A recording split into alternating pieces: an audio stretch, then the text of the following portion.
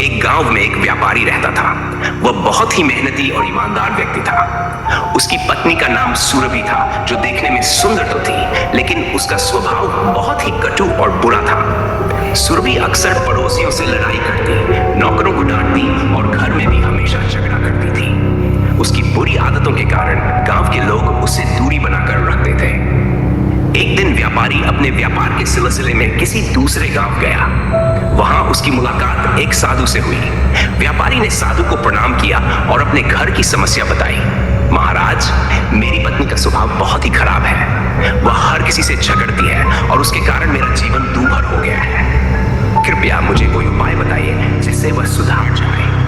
साधु ने कुछ देर सोचा और फिर व्यापारी को एक छोटी सी बोतल दी। साधु बोले, ये एक जादुई औषधि है। जब तुम्हारी पत्नी गुस्से में हो या झगड़ा कर रही हो, तब तुम इस औषधि को अपनी जीभ पर लगा लेना और चुपचाप खड़े रहना।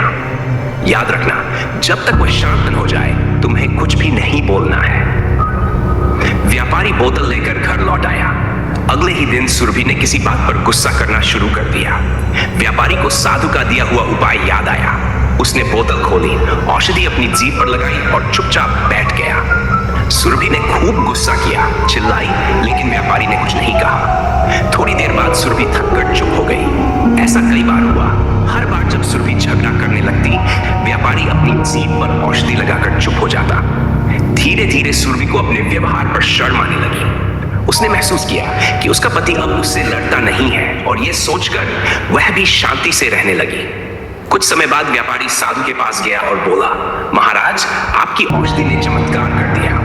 अब मेरी पत्नी बहुत ही शांत स्वभाव की हो गई है। कृपया मुझे और औषधि दें ताकि यह स्थिति बनी रहे। साधु हंस पड़े और बोले, वह कोई जादुई औषधि नहीं थी, वह तो सिर्फ साधारण पानी था।